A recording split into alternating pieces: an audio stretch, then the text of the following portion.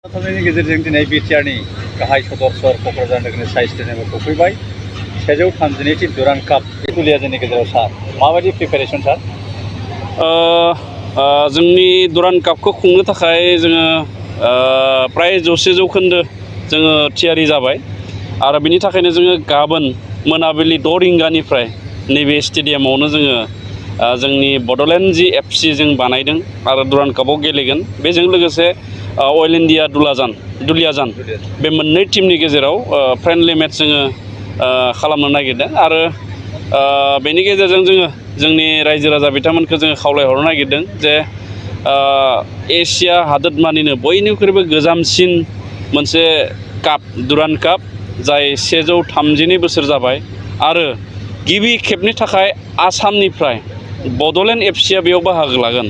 दा बेयो मोनसे जारिमिनारि मोनसे हाबाफारि, बेयाव बयबो जाहाथे लैहोर लैहोर फैनानै बाहागो लाफैयो। गाबोननि फ्रेन्डलि मेचआवथ' जोङो टिकेटनि खोथाखौथ' जों सानखायाखै आरो 5 खालार खालि जोंहा बेखेवजेननाय हाबाफारि बाहाय जागोन। बे खालिबो जोङो टिकेट लानाय जाया, बेखौ जोङो फ्रि एन्ट्रि खालामना होनाय जादों। सिरिथ्रि जि दङ जोंहा दुरान्ड कापखौ जायफ्रा खुङो बा स्पन्सर खालामो बिथांमोनखौ जों खावलायनानै गिबि एबा जागायजेनखालिनि जि खेला बेखौ जोङो फ्रि एन्ट्रि खालामनो थाखाय थांखि लानाय जाहैबाय। एक्सपेक्ट माबायदि खालामदों सार? जुदि थांनाय आइएसपिएलआव गोबां रोजा रोजा रायजो राजाफ्रा बे स्टेडियामनि बेखौ जिरायसालिखौ भर्ति खालामफैदोंमोन। एबाराव माबायदि एक्सपेक्ट? एबारावबो जोङो थोजासे जोङो एक्सपेक्ट खालामदों। बेखेवजेनखालिथ' जोङो जोंनि बड'लेण्ड ओनसोलाव जेसेबांखिनि हारि माहारिनि आफादफोर दङ गासैनोबो जोङो इनभाइटेसन हरगोन, लाइजाम हरगोन बिथांमोनखौ नायनो फैनो थाखाय।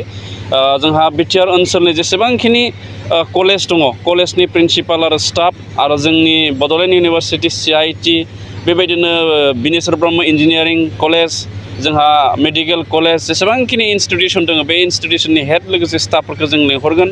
थुनलाइ आफाद, फरायसा आफाद, बड'लेण्ड ओनसोलाव जेसेबांखिनि माहारियारि आफाद दङ आरो जेसेबांखिनि राजनितिक हान्जानि दङ, UPPL होन, BJP होन, AJP होन, GSP होन, BPF होन, जेसेबांखिनि राजनितिक हान्जा दोलो दङ बिथांमोननि दैदेनगिरि जों गासैखौबो हांख्रायगोन आरो जोंनि बड'लेण्ड ओनसोलनिफ्राय जेसेबांखिनि MLA, MP, EM, MCLA जेसेबांखिनि दङ, एक्स MLA गासैखौबो जोङो हांख्रायगोन। मानो होनना बुङोबा बेयो मोनसे जोंनि बड'लेण्ड ओनसोलनि मोनसे जारिमिनारि मोनसे फोरबो, जाय जारिमिनारि फोरबोनि गेजेरजों जोंनि बर' हादोरनि एबा बड'लेण्ड ओनसोलनि गासैबो मान सन्माननि खोथा दङ। दा बेखायनो जों बेखौ राजनितिक नोजोरजों जोङो नायनो थाङाखै। जोङो BPFनि मानगोनां आफादगिरि हाग्रामा महिलारि बिथांनोबो जोङो लाइजाम दैथायगोन आरो BPFनि जेसेबांखिनि EM, MCLAफोर दङ बा MLA दङ बिथांमोननोबो जोङो लाइजाम दैथायनानै बे खेलाखौ नायनो थाखाय जों खावलायगोन। दा बे हिसाबै जोङो मिजिं थिदों जोंहा 12निफ्राय 13,000नि जिरायनायनि केपासिटि दङ।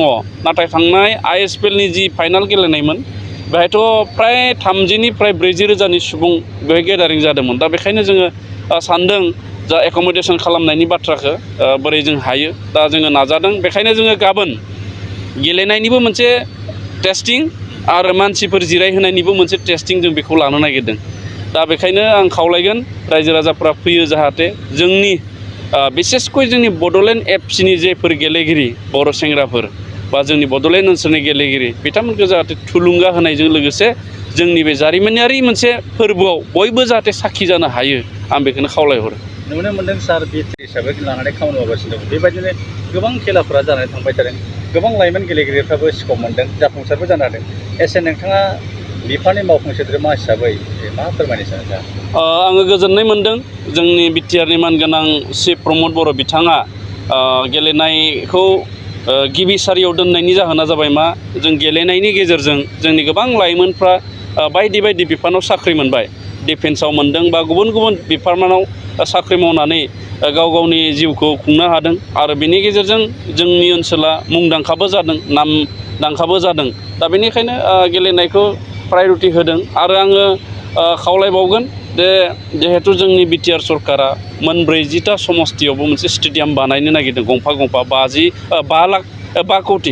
5 कौटि रांनि स्टेडियाम बानायनो नागिरदों। बे स्टेडियामा जायोब्ला जेसेबांखिनि जोंहा इनफ्रास्ट्राक्चार नांगौ बे इनफ्रास्ट्राक्चारा जोंहा डेभेलप जागोन। दा बेखायनो आङो गोजोननाय मोन्दों। मानगोनां प्रमद बर' बिथांखौ आङो साबायखर जासिगोन।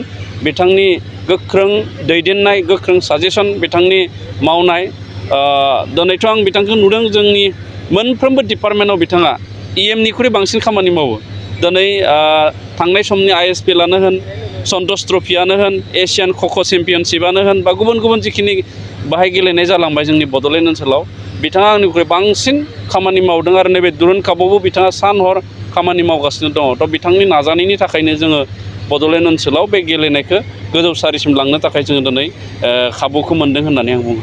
थेंक इउ सार।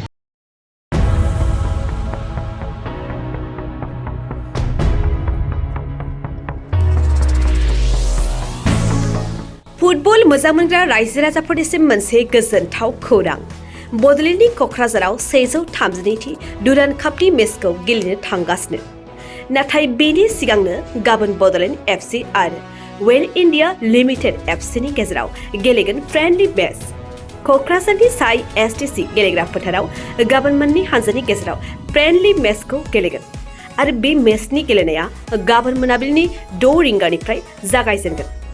थारैनो बे बाथ्रायाव जोंहा जोबोरै गोग्गानाय दङदि गोलाव बोसोरनि उनाव बड'लेण्डआव सौफैदों दुरान कापनि गेलेनाय।